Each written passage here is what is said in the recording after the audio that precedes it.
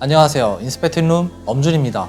바로 얼마 전에 아이폰 12 시리즈가 공개가 되었죠. 그래서 오늘은 이 아이폰 12 시리즈가 도대체 얼마나 발전했는지 또 어떤 차이점이 있는지 이런 부분들을 알아보려고 합니다. 일단 공통점부터 알아볼게요. 모든 아이폰 12 모델은 이전과 달리 각진 디자인인데요. 두께나 무게, 전체적인 크기가 조금씩 작아졌습니다.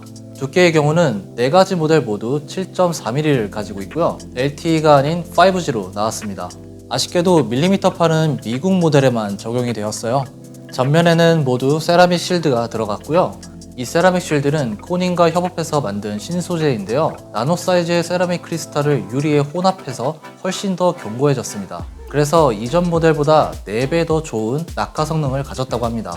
프로세서는 모두 A14 바이오닉 칩셋이 들어갔습니다. 이번 이벤트에서 애플은 A14을 발표할 때 CPU와 GPU에 대해서는 작년 대비 얼만큼 발전했다? 이런 언급은 없었어요.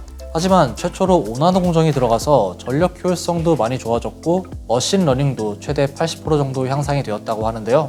제가 아직 사용을 해본 건 아니지만 가장 빠른 칩셋이라는 건 충분히 예측이 가능한 것 같아요. 그리고 모든 라인업에 7매 렌즈 모듈의 새로운 와이드 카메라가 들어갔습니다. 이 광각 카메라는 f1.6을 가지고 있고 기존보다 27% 정도 더 많은 빛을 받을 수 있어서 저조도 성능이 많이 향상이 되었다고 해요. 나이트 모드는 이제 모든 카메라에서 사용할 수가 있어요. 이전에는 초광각 카메라에서는 사용할 수가 없었는데 이제는 모든 카메라에서 다 적용이 됩니다.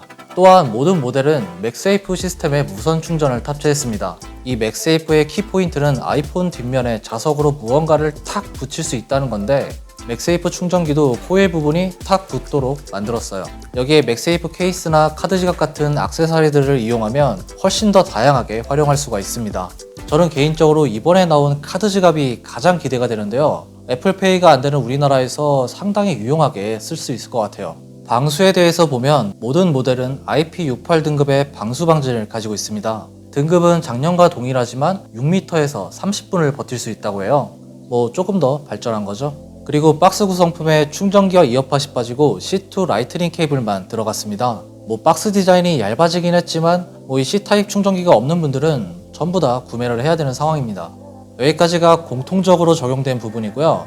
이제 차이점에 대해서 알아보도록 할게요. 첫 번째는 바로 소재입니다. 아이폰 12 일반 모델과 아이폰 12 프로 모델은 소재에서 차이가 있는데요.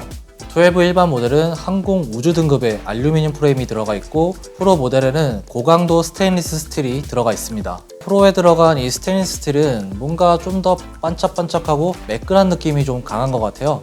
이제 색상을 보면 12 일반 모델은 블랙, 화이트, 레드, 그린, 그리고 새로운 컬러인 블루 색상으로 총 5가지가 있습니다.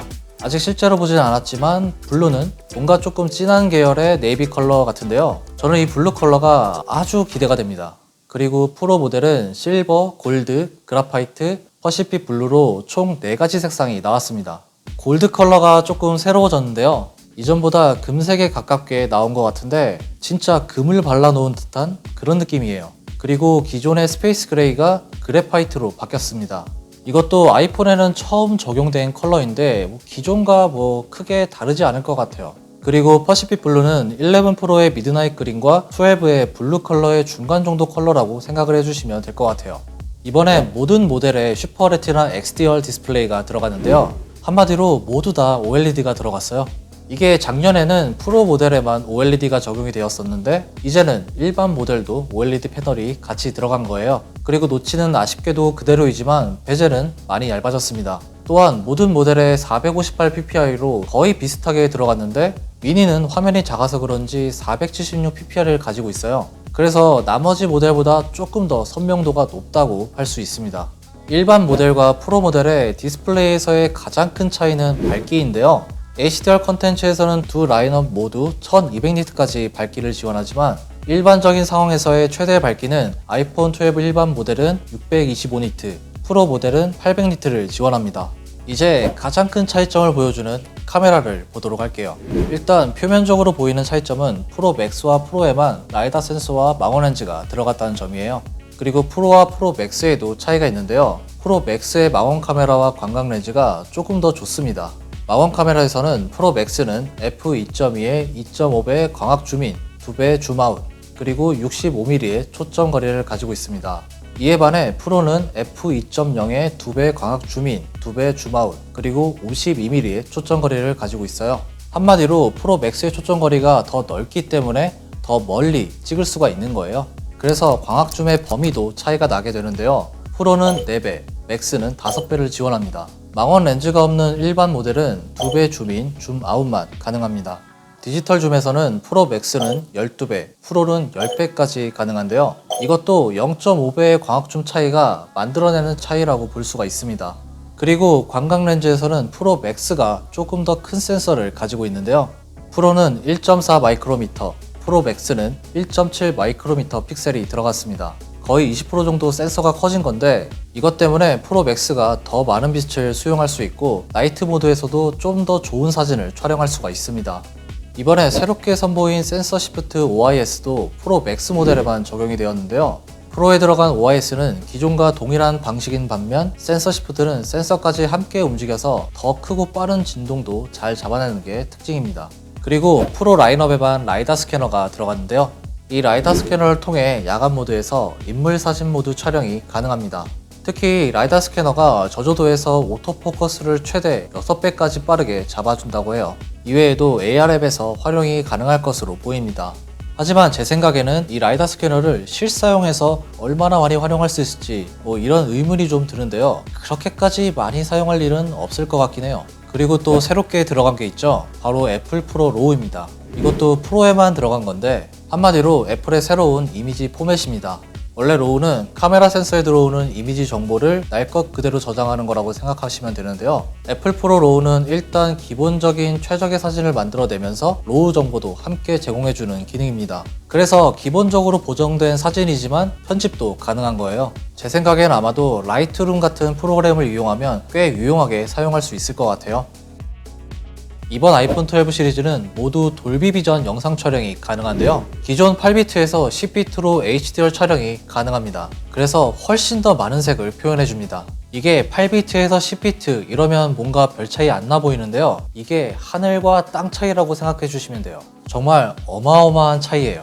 어쨌든 이 돌비 비전 영상 촬영은 일반 모델은 4K 30프레임, 프로 모델은 4K 60프레임까지 촬영이 가능합니다. 이렇게 30과 60 프레임 차이가 있는데요. 이거는 프로와 일반 라인업의 차이를 만들어내기 위해 의도적으로 이렇게 만들어내지 않았을까 생각이 돼요. 이번에는 배터리를 한번 볼 건데요. 정말 아쉽게도 아직까지 배터리 용량에 대한 정보는 나오지가 않았어요. 애플 공식 홈페이지에서 확인해 본 결과 아이폰 11 시리즈와 거의 비슷한 사용 시간을 보여주고 있습니다. 다만 이번 시리즈는 5G도 들어가고 라이다 스캐너도 들어가고 여러 가지로 새로운 부분이 많이 들어가 있기 때문에 용량 대비 효율이 얼마나 좋아졌는지 아직까지 정확하게 알 수 있는 방법은 없는 것 같아요.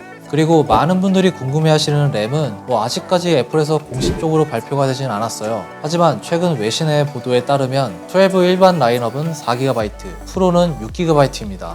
또 최근에 일반 모델에는 DDR4, 프로 모델에는 DDR5가 들어간다고 알려져 있는데요. 이 부분은 충분히 가능성은 있는 얘기지만 외신에서도 아이폰을 분해해보기 전까지는 정확하게 알 수 없다고 얘기했습니다.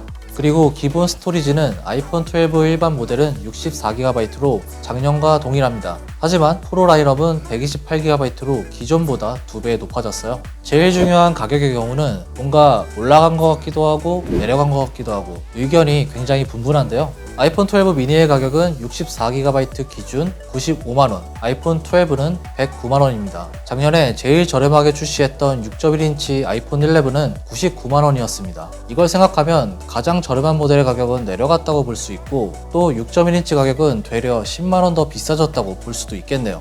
그리고 아이폰 12 프로는 기본 용량 기준 135만원, 프로 맥스는 149만원입니다. 프로 라인업의 가격은 작년보다 아주 살짝 내려갔어요. 근데 이게 이어팟과 충전기가 빠진 값이라는 느낌은 좀 지울 수가 없는 것 같아요.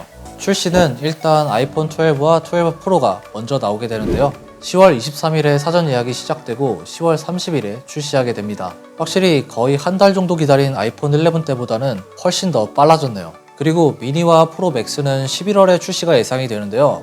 아쉽게도 아직까지 우리나라에서는 출시일이 나오지가 않았습니다. 오늘 이렇게 아이폰 12 시리즈가 어떤 차이점이 있는지 알아봤는데요. 선택하는데 고민이 굉장히 많으실 것 같아서 준비해봤습니다. 그리고 최근에 저희가 아이폰 12와 12 프로를 구매를 했는데요. 최대한 빠르게 영상을 준비해보도록 할게요. 가장 빠르게 보시려면 좋아요와 구독은 필수겠죠. 오늘 준비한 내용은 여기까지고요. 지금까지 인스펙팅룸 엄준이었습니다. 감사합니다.